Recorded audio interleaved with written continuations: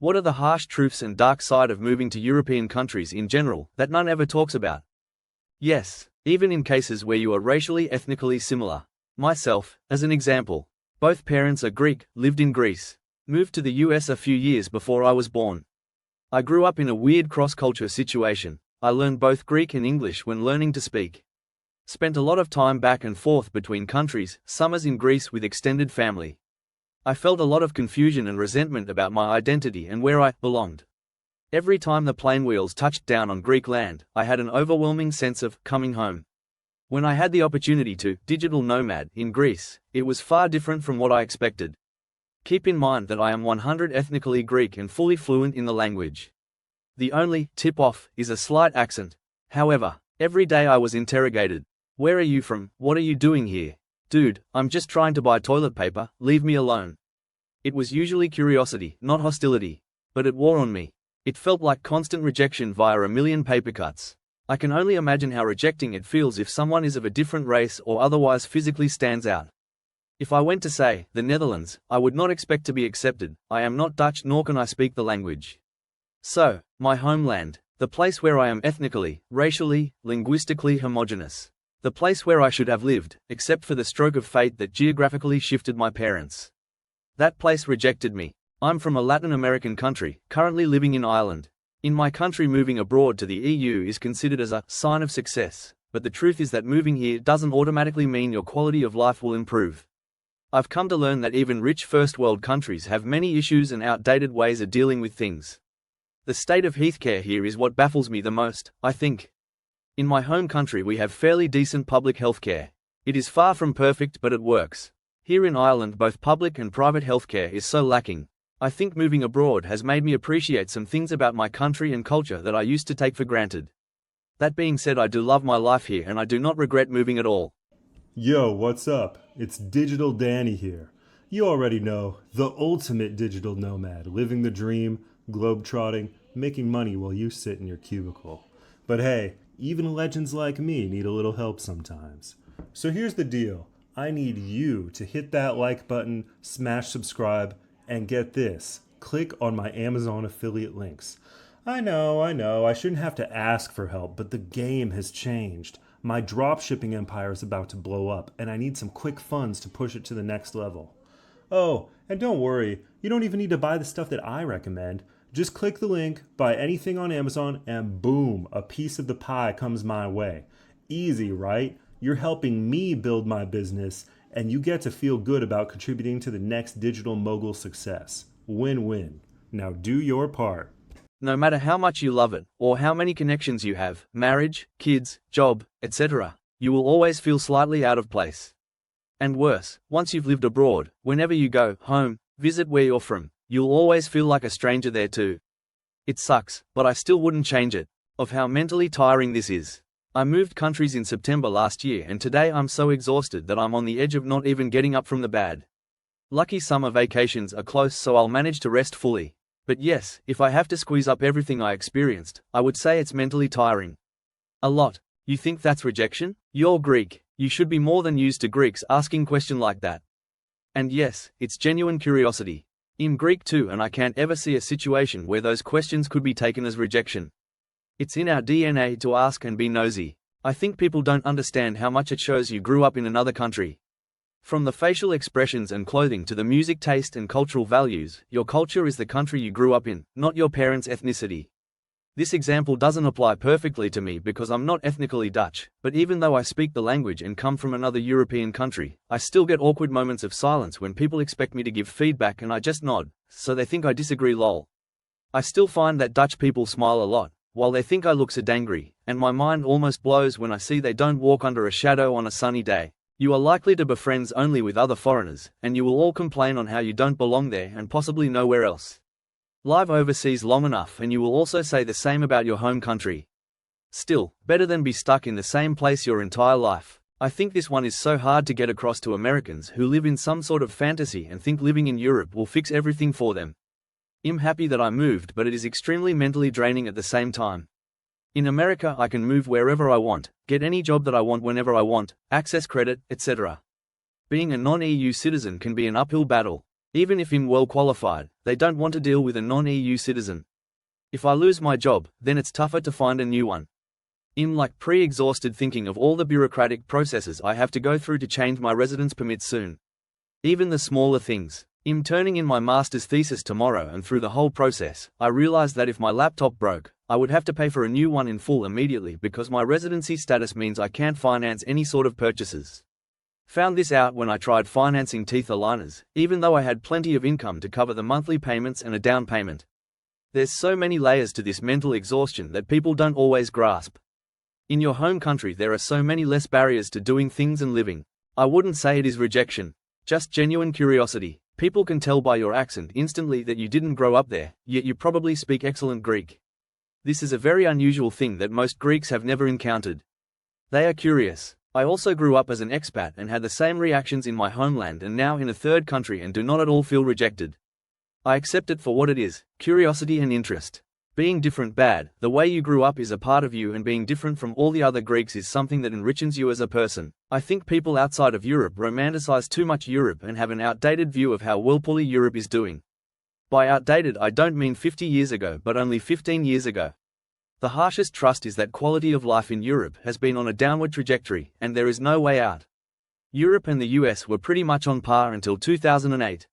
Unlike the US, Europe never really recovered from the 2008 financial crisis. In the last 15 years, things have become rather stagnant in Europe. There has been little innovation, little growth, and people started doubting their own futures, but Europeans are also too proud to admit to any shortcomings. Their social welfare state was built in the mid-20th century with a healthy demographic, little competition from the rest of the world. It got bloated and obviously doesn't work anymore. But in the last 70 years the average person in Europe has become so dependent on the state and expects so much from the state, but they can't afford it anymore. As someone who's been around the world with nothing but a backpack and a Wi-Fi signal, I read plenty of travel books, but The Adventures of Mr. Brightside by Ryan Jacobson, now this is the real deal. Imagine living out all your travel dreams, staying in luxury penthouses one day, then stuffing your face with street scorpions the next. That's a wild ride I can respect. Jacobson's got this insane ability to make you feel like you're sitting right next to him, sipping champagne one moment, then scrambling to figure out how to survive in a hostel in the next. The guy's not afraid to get his hands dirty, and he's got the stories to prove it. But don't get me wrong, it's not the outrageous travel antics that make this book shine.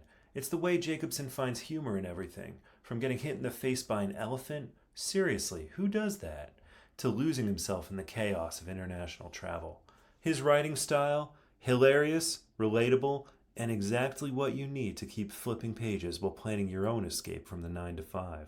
If you've ever wondered whether backpacker life or the baller experience is better, this book's got the answer. Spoiler, it's both, but only if you're cool enough to roll with the punches.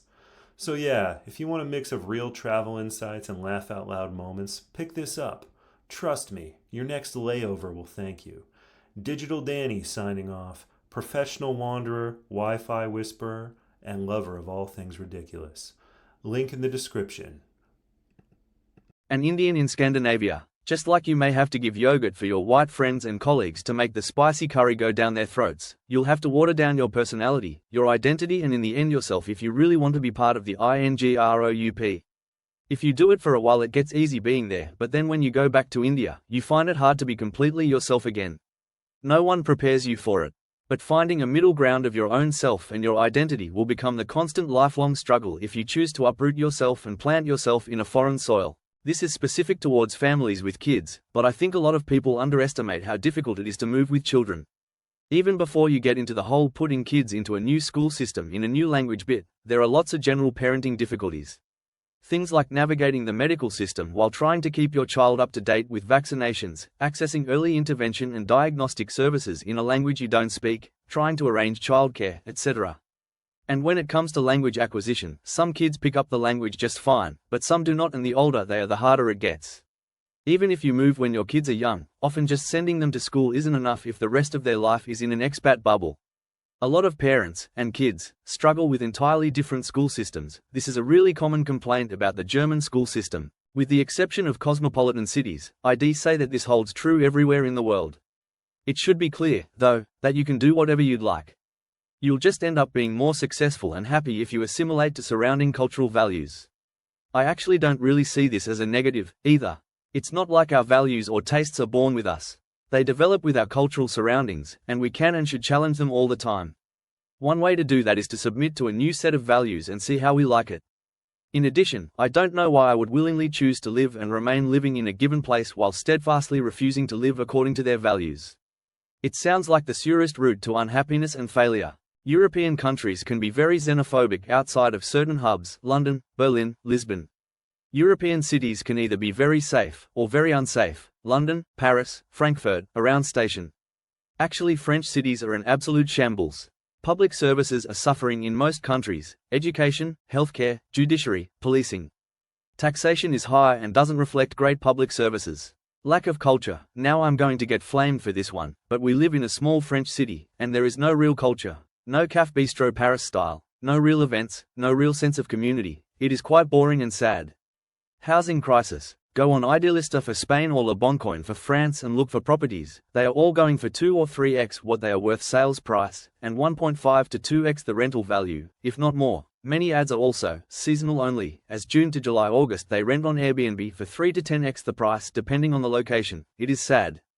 I'm British living in France, my partner is French. We want out because of the list above, and some other things such as treatment of women in France, slow and useless public services bureaucracy, and more. I do think this is a little more true of the northern European countries than elsewhere.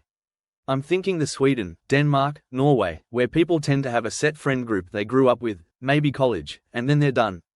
You mainly have to be friends with expats. Language barriers of course amplify this. Europe is much more unapologetically racist than the US. Some countries more direct than others, but it's pretty much there everywhere, whether disguised as sarcasm or whispered between the locals. This applies to all races that are not native to the country. GT, that can happen anywhere in the world. While you are not wrong, it's a bit different in countries like US, Canada, and Australia. Since these are historically immigrant-based societies, the culture and people are much more willing to accept you as long as you put in the effort to learn the language and respect the culture values. In other non-immigrant countries, even if you do all of this, they still won't accept you because too often, it is ethnicity that determines who gets to belong in the country. Yeah, in Latin America, just living in Europe is a sign of success for most of the middle class, and everybody else. Doesn't even matter where. It could be Albania, but it's Europe, and you could be doing a variety of menial, low-paying jobs, but in Europe. After all, we have this narrative that snap only happens in our third world hellhole, but the past years have shown a lot of cracks everywhere, even in the global north where our perception of their institutional efficiency and personal success was sometimes quite distorted. Physical accessibility. The Americans with Disabilities Act made such a difference in the US that we almost don't think about it anymore. We assume that almost all buildings, especially government buildings, and public transportation are going to have ramps or elevators, and otherwise be accessible for people using a wheelchair or walker. Part of it is how much newer US infrastructure is. It's a lot easier to retrofit most early 20th century buildings than most early 17th century ones. But it's also the principle of accessibility. That can happen anywhere in the world when you decide to be an expat. It's very difficult to get to know people in another country. It will be slow and it will take time and effort. You have to put yourself out there, speak the local language, persevere and be patient. Also participate in as many activities as possible where locals are. And then kabam, one day you realize you have local friends and actually started to build a community with them. But it's not easy. Alright, buckle up folks. It's your boy, Digital Danny, here with my hot take on Beyond the Sky and Earth by Jamie Zeppa.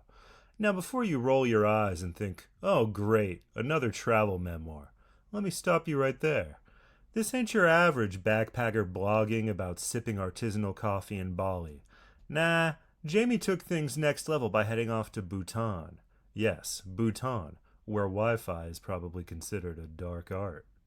Picture this. Jamie, a Canadian academic who could have been grading papers in Toronto, decides to ditch the predictable life for a 2-year teaching gig in the middle of the Himalayas. Mad respect. I get it. I mean, I travel all over, but I still need my lattes and Wi-Fi hotspots. Jamie, she's dealing with monks, mountains, and wait for it, yak butter lamps. I'm telling you, it's wild. The best part? She does it all with humor. Her descriptions of Bhutan's quirks actually had me laughing out loud, and that's hard to do without emojis, okay?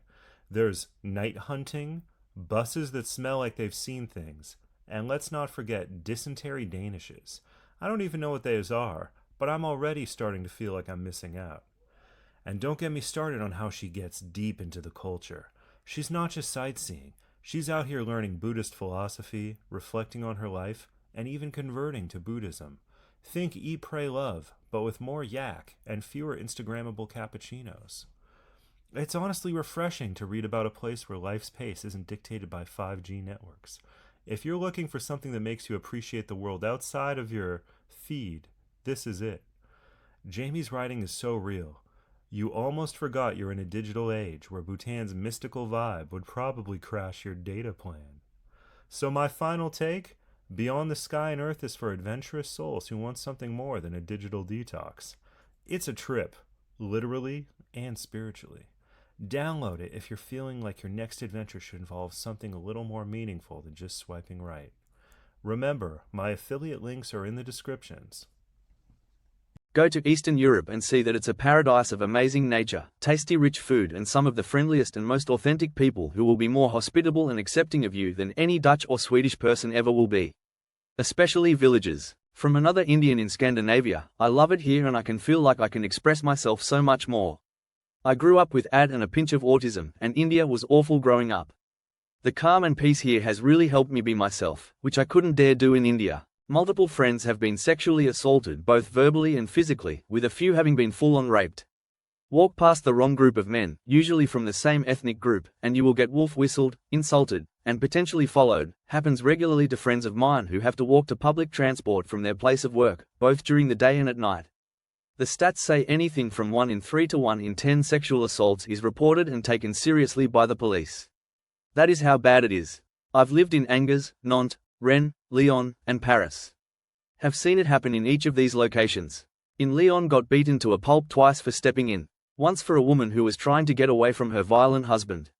He tried to throw her and her daughter onto the metro line. Once for 2 16-year-olds taking photos by the Rhone by 2 40-year-old trash-tier blokes. Again, each time, same ethnic groups, for what it is worth. I'm tired of political correctness at the cost of safety for women. This is very true and something I unexpected. I met so many friendly Europeans in my travels, especially Germans. It's very different when you are actually living there with some of them. It's also more difficult if you don't come from a Western culture or POC. The people are miserable. Europeans are the most miserable people I've ever met in my life.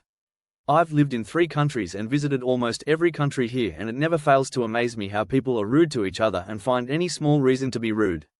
It started getting to me in Belgium the most, but it's bad in Germany and here in Hungary as well. People are judgmental as heck and they stare.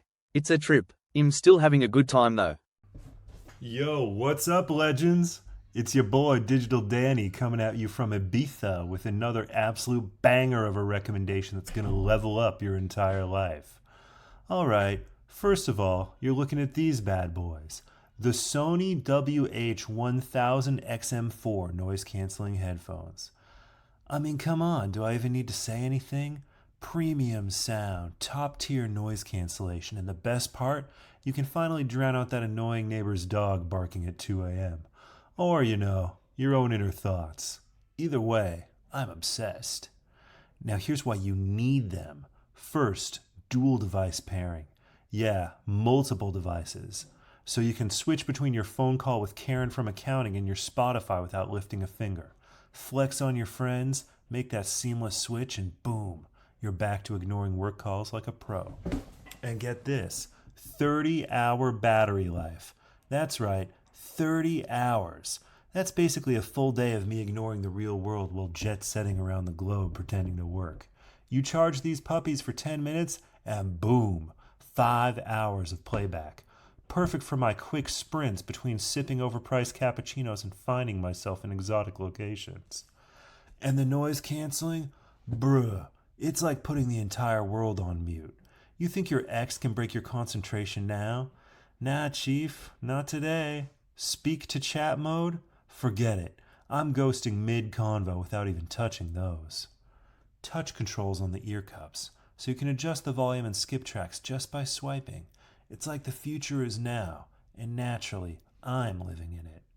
Links to get your own set of these next-level headphones are right there in the description.